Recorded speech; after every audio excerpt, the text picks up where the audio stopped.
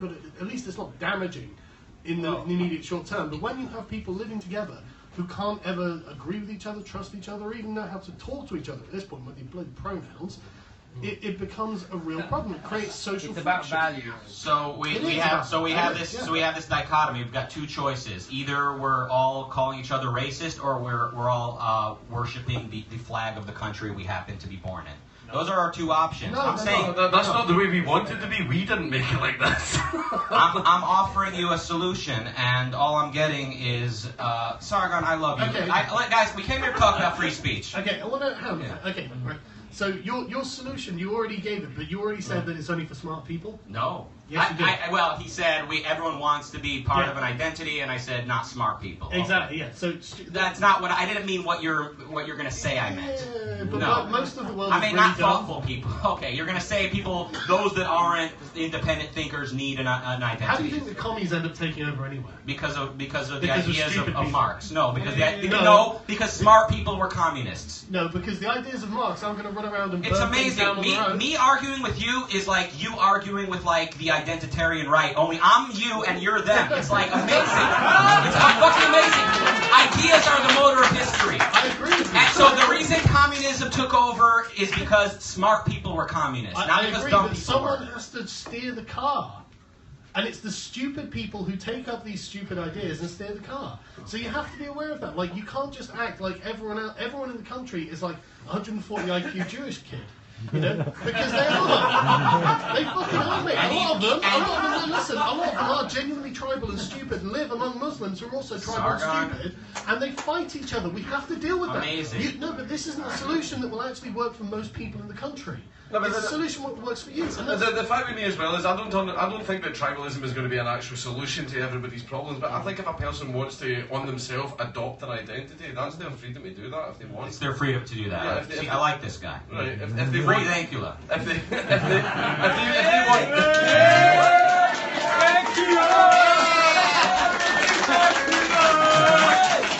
I love this guy.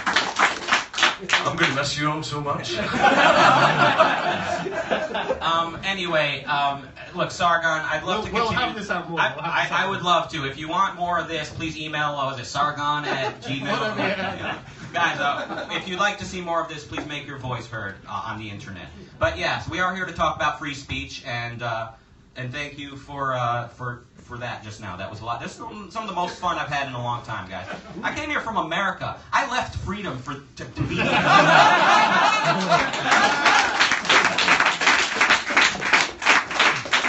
All right, Rata, do you have questions for your fellow panelists? Oh yeah. So I guess now we're supposed to ask each other stuff. Do you guys have anything for me and each other? I can try to think of something for you, Sargon. No one said ask Rucker questions. I think it was in an email that was sent out, but that's not the point. Okay, I didn't read it. Sargon, you're a big deal. You don't have to read your emails. Yeah, look, not everyone's 140 IQ, quadrone. Listen, Sargon, here's my question for you. Why don't you stop dragging your fucking feet and let me make you an honest man? I don't see a ring on my finger, man, so, you know. Yeah. All right, and I guess I'll ask you, Dankula, was it fucking worth it? I would do it again. Yeah!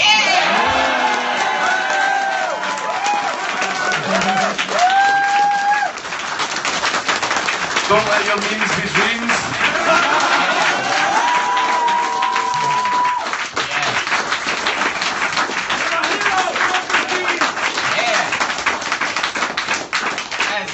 Spirit that I'm talking about. That's what I'm fighting for. It's that spirit of rebelliousness, not just blindness, but like love of life. You know what I'm saying? Yeah, try it. This is, by the way, it technically counts as a riot in England. Thank you for the Coke. I know so you speak before you've gone to jail. Maybe we should ask you in a year's time. Well, if either of you could think of any questions you have on your mind in general, feel free, or else we can just move on to the Q&A. Anything? I'm good for a Q&A. All right. Good? All right. All right. That one guy I yelled at, so if we let him get a question in, that would make me happy. Right, so the idea of incitement as a word is... Oh, is that long? Yes. I don't want to stand up. I don't make myself too visible. Stand up. I get doxed. Go. But the idea of incitement is not that difficult because incitement, on its own terms, is an outright word. So if you're saying go out and murder someone, that's incitement. But everything else should be left up to the individuals to decide. Otherwise, you infantilise them. If an idea is put forward and the person can't discern whether that's incitement or not, then they're not fit to comprehend the idea, right? Yeah. So the idea of incitement is not difficult. That's why I sort of interjected at that point. Right. So the idea of what is incitement is being stretched massively by governments. It's because you don't get to decide context anymore. Anyway, I don't know where I was going with that, but that's what I wanted to say. Yeah, and yes, this stuff comes out of the universities, right? I mean, why is now Marxism made it so that anyone who is part of a privileged group is automatically racist. He can't even help it. He doesn't even choose to be. He's automatically racist, and anything he says is therefore racist. I mean, yeah, go ahead. Two things. So, first thing, in the UK, obviously, we do have state-run media. BBC, they will knock on your door. They will demand to be let in. Don't give me a license fee, so I can tell you that you're a racist, not hire you because you're a white man. I'm curious what you'll think, especially what an American thinks about Jimmy that. Savile.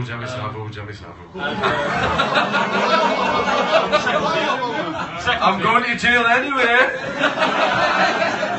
I got a second point as well, which is Rucker, you're here, Sargon's here. You made a song about Sargon. Just wait it. So maybe if you could, maybe perform that, maybe quite. Perform it? We're not going to perform it, guys. We're here to talk about free speech. We're not. Sargon doesn't want to sing a bunch of songs about it. Yeah, BBC. Yeah. All right. What was your other question? BBC. What do you think of the BBC? As an Fuck the American? BBC. I don't even know what you're talking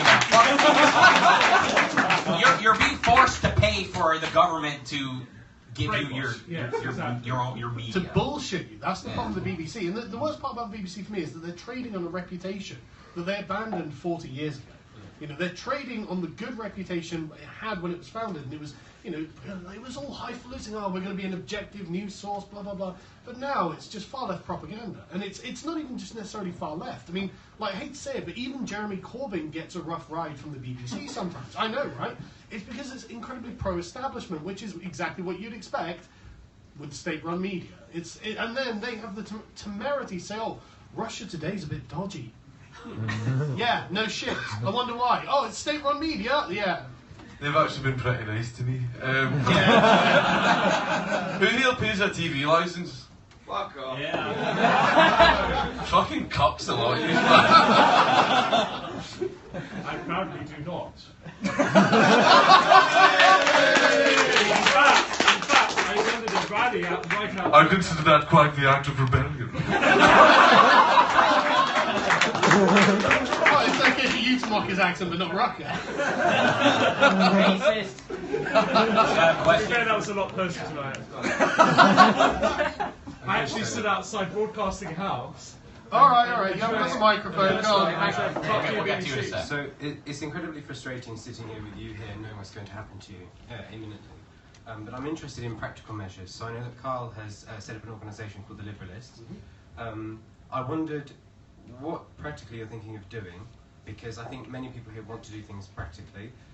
You might have to face, if we want to achieve a reverse of the policies that have caused you to face prison, we're going to look at the overturn of the Malicious Communications Act and the Communications Act. I wondered what you're going to do. I also wondered, there's a general election in 2022, and Amber Rudd's majority is 346. Okay, well, I'm not running for any offices, but I'm definitely going to be doing something. I mean, like in the immediate scope with Dankula's trial, with protest, obviously. We're going to have to do some kind of real-world protest where we actually get out in the streets and go down to Parliament and let them know that we're opposed to these kind of hate speech laws. We're opposed to the Malicious Communications Act. We're opposed to the kind of sort of bourgeois social policing of the country. No one can point to a single person who has been harmed by any of this. thousands of people go to jail every year over social media posts, but not one person could be identified as a victim. And if they were, okay, what were they the victim of? Someone said something racist to me on Twitter. Oh my fucking God.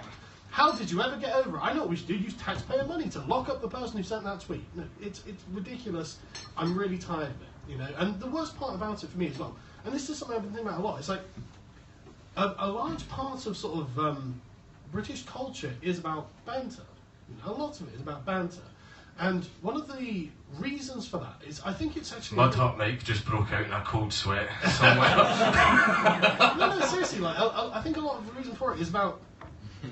It's kind of like social equalisation. When you mock someone else, you're trying to kind of bring them down off their perch a bit, knock them down off their high horse, you know, say, look, you're just like the rest of us. And there's a way of kind of getting us all at the same sort of eye-level view.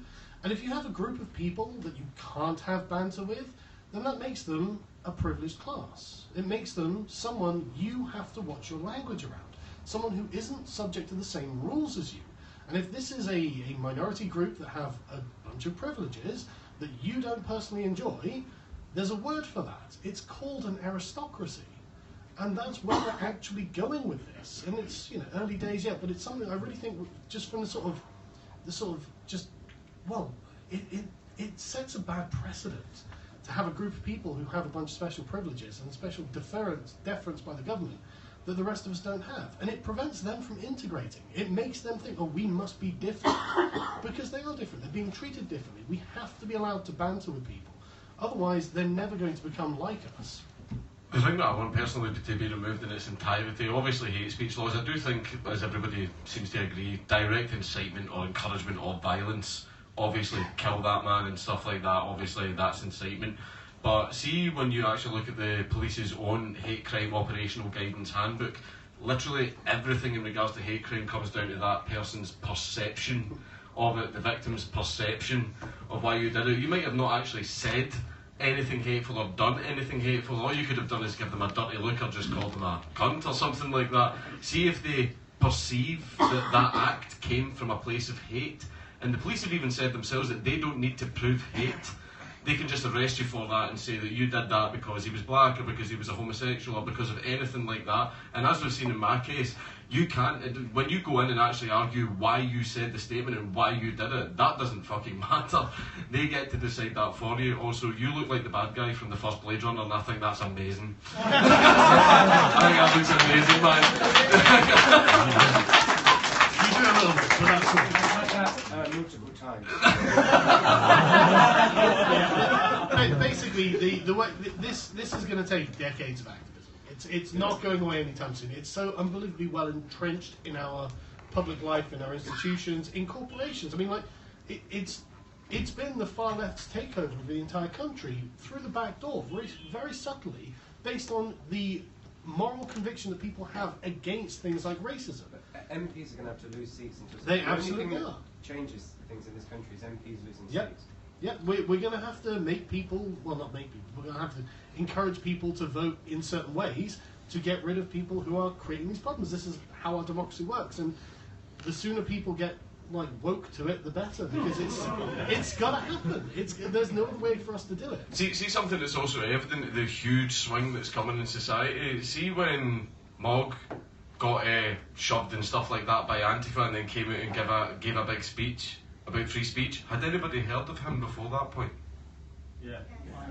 Because of Sargon. Yeah. Right. But this is the thing as well, is it seems that any MP that comes out and properly supports free speech right now, like how much support for him soared as soon as he came out and said that. It's kind of like the people have spoken, like.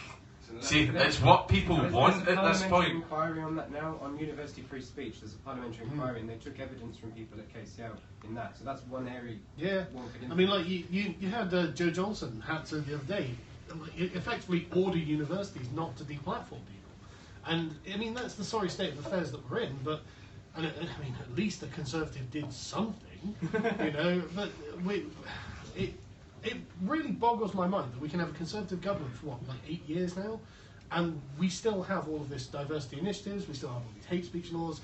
I can't believe the Conservatives aren't tearing out their own hair with just in, like this skin crawl. That's how they should feel, seeing all this stuff. Because this is all state planning, socialist nonsense.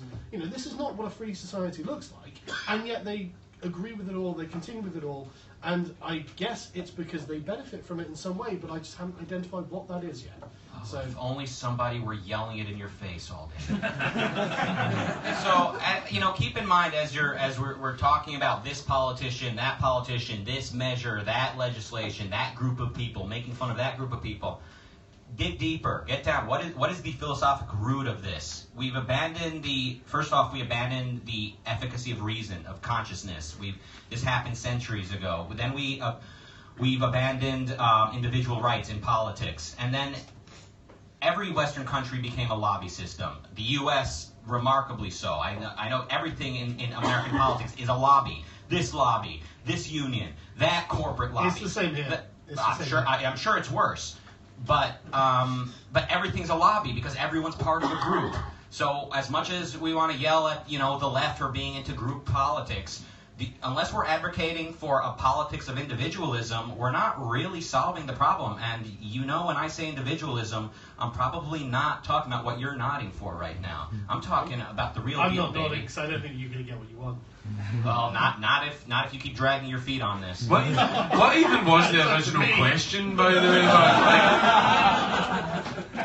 If you like what you saw here today, subscribe. That guy back there really wants to ask something, or he has to pee. Oh, sorry. Rocker. Yeah. You, to my knowledge, are probably the only comedian who openly embraces Ayn Rand. Why do you think this is? Well, she's not the most popular person ever. I hate to even call myself a comedian, considering what that even means in 2018. God, I'm just resisting so much. I'll be charitable. Carry on, Ross. I'm a comedian, remember? Yeah, listen, I don't know. I know most people are not really about what she's offering. But for me, when I first read Ayn Rand's work, to me it was like, finally somebody gets me. Finally somebody is telling me it wasn't me. It was them. All the compromise I've seen around me, all this cynicism, laughing at me 2 seats over. There's nothing wrong with... Finally, I can blame my problems on someone else. Absolutely. My problems. Who sounds like Jeremy Corbyn now? Oh, gotcha. Yeah. So, to me, it was like an affirmation of what I'd always wanted. You can be independent. You should be independent. You wanting the best possible life you can for yourself is not only permissible, but it's the right thing to do. It's the moral thing to do. It's not at odds with morality, and that worldview is at odds with what most people implicitly or explicitly believe. I'd like to see more people, by the way, and that's kind of part of why I started getting out there and talking all this shit. I've become like an objectivist attack dog. I'm out there going after Shapiro and Prager because they're selling a meaningful life. They're saying, here's how you can have meaning in life. Young people that they want to have a family someday, or they want to have spirituality in their life, they see that with religious conservatives. They don't see that with the cynical, materialistic, atheist world. They don't see that because the atheists think that part of being an atheist, just like there's a fraction of the atheists that think you need to be a feminist, virtually all atheists think that spirituality is a stupid word. They think that free will is passé. They think selfishness is, an ugly trait of this abortion of a species that is Homo sapiens. So, Rand was offering something a little bit more inspiring than that. She was saying a human being has every reason to live as any other animal, and a human being needs to reason and needs to act, needs to pursue values. Yeah, good question. Yeah, thanks so much.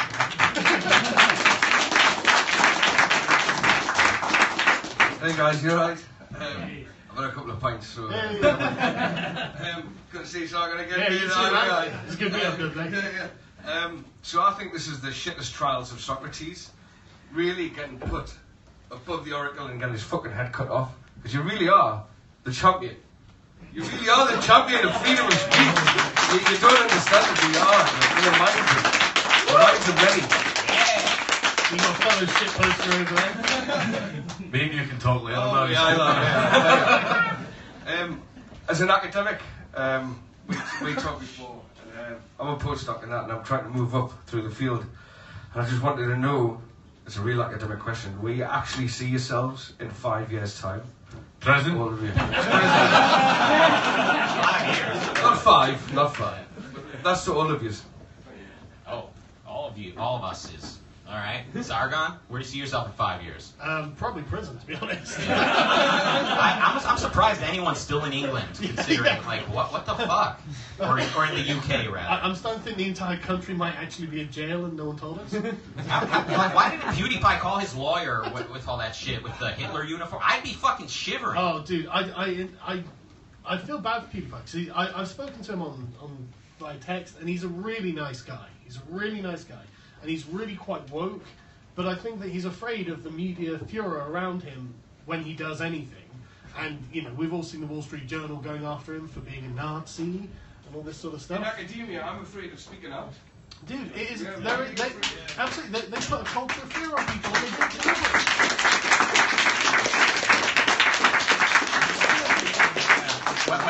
And so he's a prisoner of that just as much as you are and anyone else. And I just don't give a fuck about what they say, so I'm not. But, you know... Gender studies, don't worry. No, see the thing about me I've literally been rendered completely unemployable by what's happened to me, but I'm working right now. Sometimes it's private security contracts or in another business where it's my friends who own it and run it and don't give a fuck and don't believe any of the media lies. So, see whenever people come up and try and, like, write my employers and stuff like that to try and fire me, my employer's telling me fuck off. I know that, right? So it's actually at the point now where I'm in a position where I can pretty much say and do what I want and absolutely nothing bad will happen to me. But see how the things is, it's called social consequences. See if the people that don't like you can't get you with the law, they'll try and get you through other means by the press smearing you or writing your employer and calling you a racist or a Nazi and everything. Like they tried to do to Bunty, you know, that brown white supremacist. But, yeah, one thing I've noticed about modern white supremacists is they seem very diverse. Why did you raise your glass down, man? I'll let you. I recommend you bring this dark-skinned gentleman to court with a yarmulke next time. Introduce him as your fiancé. By the way, PewDiePie. So PewDiePie does seem like a very nice guy. To me, when I look at PewDiePie, I see a very, very successful mogul who doesn't necessarily have the philosophic moral confidence to celebrate his own success and is kind of intimidated by a culture that's hostile to him. Yeah, let's get to a question, shall we? Yeah.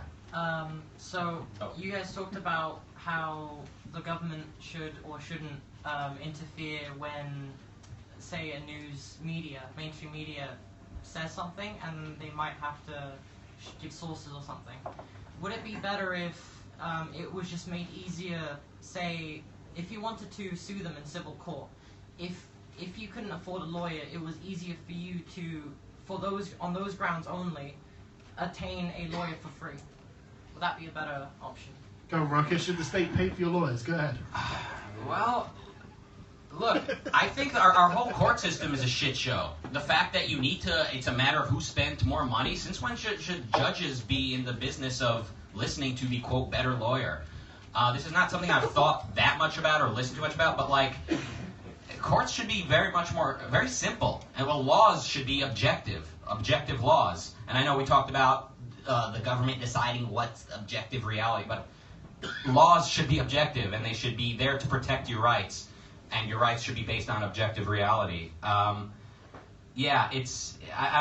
don't have an answer offhand about if there should be a public defender if you can't afford a lawyer. Was that your question? Yeah, if they slandered you on those grounds only. Look, do you mean in civil cases rather than... Yeah. Right, okay. Oh, yeah, probably not, but, like, again, the court system should be much simpler. It's a total shit show, and, I got arrested. This is very personal. I got arrested in the year 2006 or 7, for possession of marijuana. Hey. Yeah. You guys like smoking pot? Casual. I don't smoke anymore, by the way. That's not a joke. And if you're a young, ambitious viewer at home, I would suggest you follow. But I was so nervous getting arrested, I decided that night, laying in bed, I'm gonna go back to school and I'm gonna become a lawyer, so that I never have to feel intimidated by the court system again. And I did not, in fact. Imagine if I was a lawyer. I'd be giving it to you. I get you to defend me against tequila. Yeah. All right, got a question? Yeah. So we are all putting hope in Jacob Rees-Mogg, but he hasn't spoken about Lawrence Sutter. He hasn't spoken about Britain. He hasn't spoken about Count Dankula. Yep. What if we are wrong? And furthermore, I'm from the Eastern Europe. Mm-hmm. This is looking like Soviet Union, like so fast. So where do we draw the line? And how, I mean, like the gentleman over here asked, what do we do? Like, it's about time. It was like 10 years ago. It's about time we start doing something. Like, we really have to start doing something. And what if you're wrong about Jacob Rees-Mogg? He gets to power and nothing changes. I could be entirely wrong. I just haven't been given reason to think that I'm wrong. Like I said, I Lorien, Brittany, Count Dankula hasn't spoken out about any of this. And actually, sorry, he actually spoken out. The abuse of women online is just unacceptable. He actually spoken out, like, you know, what's her name? Lines? Jess Phillips? No. Come on. Nobody gives a fuck about her. You know what? What's her name? You already forgot. The evil bitch. Well, there's many of them online. You're going to have to narrow it down, buddy, because we've got a lot of Joey Kwan and a Circassian Brianna file the fucking units So he sounded like her. He said, Did he? abuse of women online is unacceptable. There's a video of him online saying this. Okay, so the main problem that we have is that there is a dominant progressive culture, and people who deliberately flout the norms of this culture are pilloried in every way, shape, or form. We are kind of like the coalition of heretics. I imagine that if we went around the room, we would find a great deal of diverging opinions, but we can all agree that we all need the freedom to be able to express them. This is the one thing that really unites us all. And it really does unite anyone who doesn't agree with the progressive hegemony. If you're a politician in this country, it's a very risky thing to go against that. I mean, Nigel Farage, he's not even a politician. He's an MEP, but he's not like a member of parliament. And he has a very polarizing reputation. You either love him or you hate him because of the way the media treats him. And it's because he isn't afraid to flout the progressive conventions that dominate the political discourse in this country. The sooner people say, you know what, fuck your feelings, the better. What do we do to make it happen? We've just got to keep going as we are. There's no one thing that we can do, and I can't predict what the flashpoint will be for this to become the national conversation, but we just have to keep pissing people off. If all of you look under your seats, you'll find a Kalashnikov rifle. The revolution starts now. You get a Kalashnikov, you get a Kalashnikov. What do you guys think of the alt-right? In particular, I've noticed lots of alt-right guys using free speech as sort of their issue to gain recruits. Do you think is that a trend? I think that's entirely disingenuous and self-serving, to be honest. They're only annoyed that they're the ones not censoring. They don't care about being censored only because it's wrong in principle. They care because it's happening to them. You know, if it was someone else saying, you know what, the white race should die and every single one of them should be wiped out, they'd crack down on that in a heartbeat, and they wouldn't even think twice. They're no different from the far left. The alt-right have a kind of weird relationship with me in the sense that you're a degenerate. That's the thing is, I bang traps, I do drugs, fucking deal with it, right? But it's like the problem that they have with me is that they think I don't know about this. Like, I know all the big alt-right accounts and stuff like that, and I know they all have a bet going on with each other about who can push Dankula over the edge. Who's gonna finally be the one to get me to like bang my fist down and go, so that's the fucking Jews did this. And I know that the thing is, I'm not saying that as a joke. They've said that to each other, right? And it's just like I treat them as a meme. I don't treat them as anything serious at all. I was actually in a argument the other day on committee with Godwinson, you know, that fucking freaky faggot that followed him around, the guy that literally followed Sargon around and filmed him for an entire day, even while he was trying to buy a Mother's Day present for your mother, was it? Yeah. See if Sargon ever goes missing, give the name Godwinson to the police. Right, man? Because that was just next level fucking creepy. And I had an argument with him, and this is just some of the stuff that the alt-right believe. I just don't know where the logical route for it is, because we were discussing things like the concepts of liberty, constitution, stuff like that, and he turned around and says that the ideas themselves of constitutions, liberty, freedom of speech are exclusively white ideas, and literally only white people could have come up with them. Because they would never have developed independently on their own. And he turned around and said that even though when European explorers came over, we had things like gunpowder, rifles, we had the beginnings of science and ships and all that type of stuff, and he says, oh, well, the Native Americans, when we discovered them, they didn't have any ideas of constitutions because they were living in fucking tents, you spastic. Man, they would have got there eventually. Right, so that's just some of the opinions that they hold, and some of my private conversations that I've had with the alt-right, they believe in conspiracy theories that Alex Jones wouldn't fucking touch. And honestly, see, any time I've brought anything up with them, but I'm like, well, what about this, what about that? Jewish media, the Jews did everything, Jews. Man, that's literally everything that they say. But the thing that I don't understand is, apparently, this is one of the best responses I ever got from them. They say that apparently pumping tons and tons of migrants into Europe is the Jews' plan. And I say, but don't Muslims hate Jews? Right? Why would they want to fill Europe up with people that hate them and eventually have the entire world full of people that hate them? It's because, and this is the best answer, it's because it's built into a Jewish person's genetics and DNA to be self-destructive. And it's and by the way, I'm not saying this as a skit, this is something that was actually said to me. Right? Apparently Jews have created a political scenario where politics is literally a coin flip at this point. It's a binary. You have the far left who hate Jews, you have the far right who hate Jews, so no matter what side the coin lands on, the Jews are fucked. And apparently the Jews did that on purpose. Because Jews. What? We like being victims. There you go. That's a real commitment, though. You gotta give it to, well, world-spanning conspiracy to eradicate the white race just to victimise yourself. Yeah, they want to control all the money and all the power and everything in the world just so they can eventually destroy themselves. In a world where the prevalent moral philosophy, the moral standard is altruism, where suffering is a virtue, then being a victim does get you off. Good point, man. Absolutely. How do you transcend that? I would recommend reading The Fountainhead. Oh, well. So I'm opposed to all identitarian groups. I'm opposed to anyone that says that the individual cannot think for himself, that he's determined by either his genes or his, quote, environment, which really just means more genes, right? It's just more people that were in turn shaped by genetics. And as far as I can tell, the alt-right, they get their science from mainstream academia. And I know some of them, they kind of revive the shape of the skull, 19th century crap. But by and large, most of what you hear is mainstream evolutionary psychology type stuff, saying that culture is biological, that everything that people do was determined by evolution. So that if that's true, why not say that liberty is a, quote, white concept? Why not?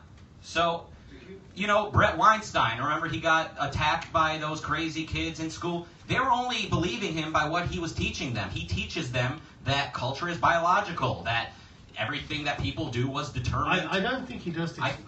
Well, he does the whole... Okay. No, you are misrepresenting. Okay, in what way? Well, because it's not just biological. I need to pee again. Okay. Then let me say one thing, and I'll let you defend him. Okay, go ahead. He does the whole nature versus nurture thing. Yeah. And what I'm saying is, it's consciousness, it's individual consciousness, more than it's nature or nurture. Yeah, but we know that, for example, like the human brain isn't just empty. It's not a blank slate. No. But it's also not completely determine how you will be for the rest of your life. It is a combination of the two things. And I think many alt-right people would agree with that. They would say it's nature and it's nurture. There are a lot of people in the alt-right who wouldn't. I mean, what's amazing to me is the alt-right are the first people to say, well, white people invented liberty. And then you're like, oh, great, okay, so who are you? We're the white advocacy movement. Oh, what do you want to do? We want to get rid of liberty. As you say, you know, I guess it's just for the Jews to protect liberty then. I wish all Jews would become objectivists, and I guarantee they could change the world. So look, Jews are on steroids, and thank you for bringing up the Jewish question. Jews are on steroids. The most extreme communists have been Jews. The most extreme capitalist, Ayn Rand, a Jew. The most, you know, whatever it is, feminists, okay, right? You're actually making their point for them here. The Jews tend to take ideas really seriously. Who's the most extreme offensive parody maker in the history of the internet? Ali. Half measures avail us nothing, Sargon. Why stop there? That's my motto in life. You know, I love watching Ben Shapiro talking about the idea of a Jewish conspiracy, because I don't believe in the idea of a Jewish conspiracy until I listen to Ben Shapiro talk about one. And then I'm like, wow, he was guilty as fuck.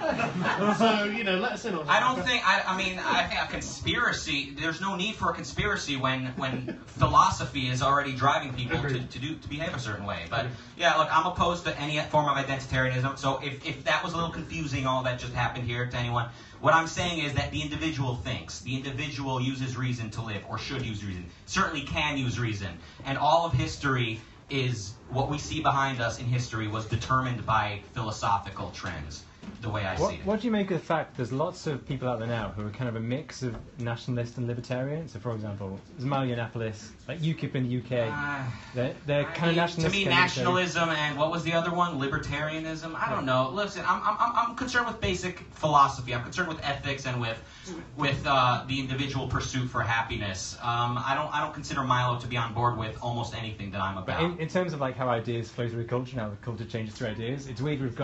In the UK, we've got UKIP, Nigel Farage started out as a libertarian, but he's courting nationalists very hard. People always want to talk about political parties and political movements. I just want to talk about the philosophy that comes before all that. Look, me and Sargon agree on a million things, but if there's one place we disagree, I say we need to focus on our differences. We need to get down to the bottom of why do we disagree, because just a drop of poison, unfortunately, is what makes all the difference in your cheeseburger.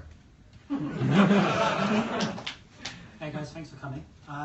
So my question is kind of a debate I've been having with my friends. It's about the relationship between democracy and personal liberty.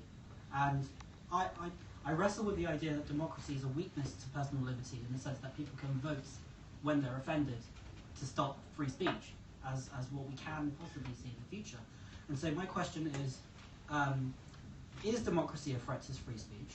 And if we are to uphold democracy, how maybe a sense of national identity is necessary to make sure that people have a set of values to get behind when they go into the voting booth. Okay, so this is an interesting point, because this is the argument for Britain needing a written constitution, because in the United States it's prevented. You know, you can't vote against someone's rights. That's the point. You can amend it. It requires 2/3 majority. It's pretty difficult to do. Yeah. It is possible to amend it, though. You are right, but for the average everyday use, you can't just vote against someone's rights. So you can't just implement the tyranny of the majority against any minority you want in the United States. And it's a really great thing, because that's honestly how you're going to protect your rights going forward. We don't have that in this country. That's why he's going to jail for a joke. It's the very essence of what we're doing. It's a great point, and it genuinely is. It just underlines why we need a written constitution. And I think it was Anne-Marie Waters who was saying that to you the other day, wasn't it? Yeah, for Britain. Not to be confused with Britain First. Yeah, I tell you, it's the worst. Because I did that. See when they went, oh, do you want to do an interview with that girl for Britain? And I heard it as Britain First, and I went, no. Yeah. No, but Anne-Marie Waters is decent. She actually wants to draft up a full British constitution, which would be good. Yeah, see, that is legitimately what we need in order to protect ourselves from the depredations of the far left, and anyone else who feels that they can implement their moral standards rather than whether, like, the objective fact of whether someone's rights have been violated or not. That's the problem. I mean, like, at this point, Dankula, there is no victim. There is no victim, and yet he's going to jail because the South Lanarkshire police came and chased him down. So you know, I've had a few pints. I'm quite happy to say stuff that I shouldn't be saying. You're going to jail anyway, so you may as well. Yeah, fuck it. Turns out Ephraim Borowski is the leader of the Scottish Council of Jews, and one thing that I have actually found out, because I have been carbon copied in many emails that have been sent to him from Jews around the world, where the gist of the email is essentially, what the fuck are you doing? It's essentially stuff like, the Jews like to consider cases of actual anti-Semitism. The case that people like to bring up to me is when a Jewish family-owned bakery was burned down, and it was next door to a Muslim neighbourhood. I wonder who did that. But it was a case of things like that, which could possibly be cases of actual, genuine anti-Semitism. A lot of Jews around the world have been messaging Ephraim and going like that. You do realise this is the type of stuff that makes people hate us. Right, this is not a case of anti-Semitism, this is someone having a joke. You're causing drama for absolutely no reason whatsoever other than to keep your job, because it literally is his job to look at things that could be a threat to Jewish communities. It turns out that there are none in Scotland, so he went for something as low on the bar as this. And it turns out that it wasn't even him that originally made the complaint to the police. It's just that he actually works directly with the police on any kind of crime that is in relation to Jews. And when they basically reached out to him for his opinion on it, they encouraged him to make the complaint. He made the complaint based on the police's encouragement of it, in order for the police to push their nice diversity message. Because if there's anything that is going to make the people of Scotland love the Jewish community so much, is when they get a comedian sent to prison. That's really going to improve their image. Well done, Ephraim. You have in fact fucked up the Jewish community's image more. Forget the Jewish community's image. The Jewish community's top profession of comedy. Yeah, exactly. Jews do kind of rule the roost when it comes to comedy, as well as many other things, but we'll talk about that later. Joke. Slash That's not a fucking defence, is it? Saying it's just a prank, bro, is not a defence. So, as we've learned. Yeah, when the individual is not seen as an end in himself, then it becomes about the group, and then what the leaders of the community have to say is all that matters. So yeah, those certain people that have chosen to condemn you, Dankula, they speak for all Jews. That's literally what he said. Apparently he speaks for every single Jew that is in Scotland, and I'm amazed you had time to talk to them all. You know, it's just like you got Jesse Jackson and Al Sharpton speaking for all blacks. You got Sargon speaking for all quadroons. That's it. Nicola Sturgeon does not speak for all Scottish people. Please be aware of that. Please be aware of that. Not all of us think that money grows on fucking trees, right? No, it grows in England. With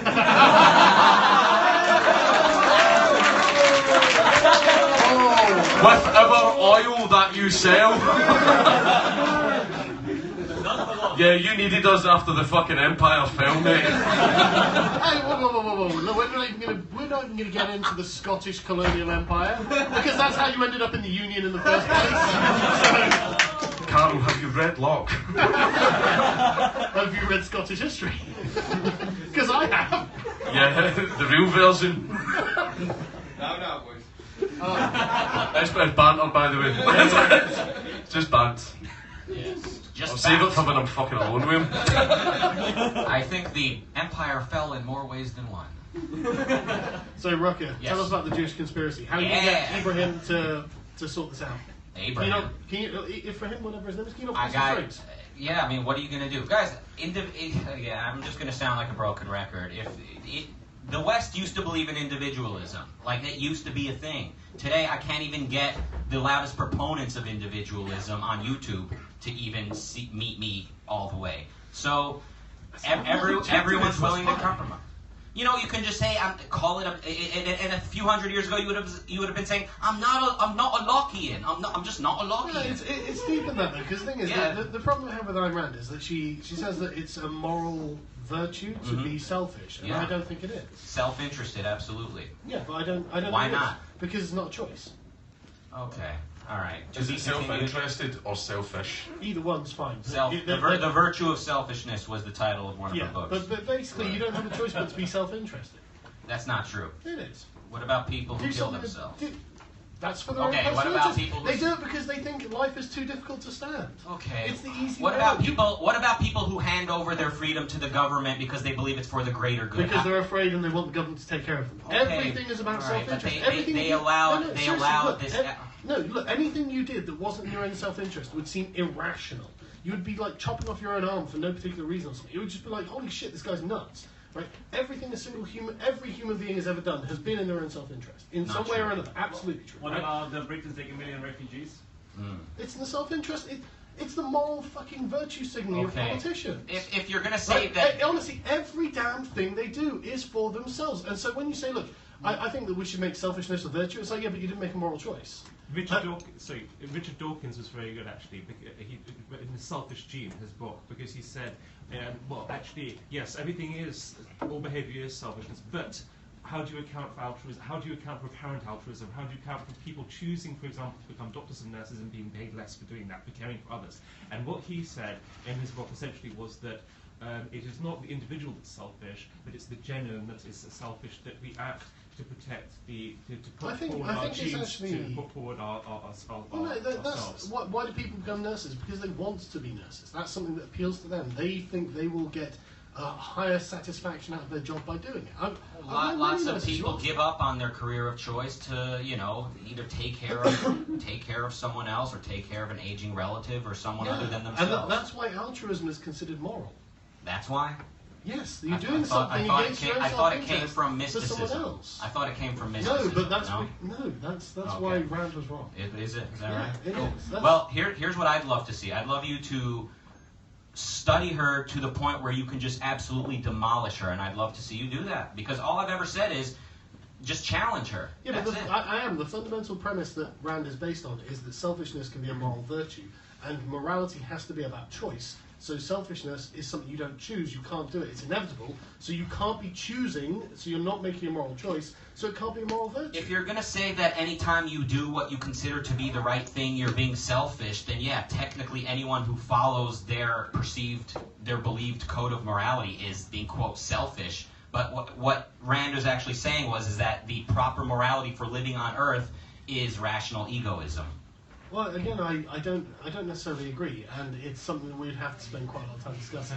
I mean, I'm looking forward. Well, we can discuss it another time because I've been thinking about this a lot, as you can see, and I think that. Yeah, Sargon. By the way, we had some words here tonight, but I really do respect you for you showed up with Iran. You took a punch to the face. I heard. I didn't take a punch to the face at all. If I'd taken a punch to the face, then I would have been smacking the shit out of the Antifa kids. Yeah. But, I know. No, they only pushed me. But Sargon, I have enjoyed our exchanges, and guys, a little behind the scenes. It was Sargon who told me you should make a political channel, and I said, you mean philosophical channel? Yeah, political channel. He said, Sargon, all you focus on is politics. It's not about politics. Philosophy comes first. He said, yeah, do that on YouTube.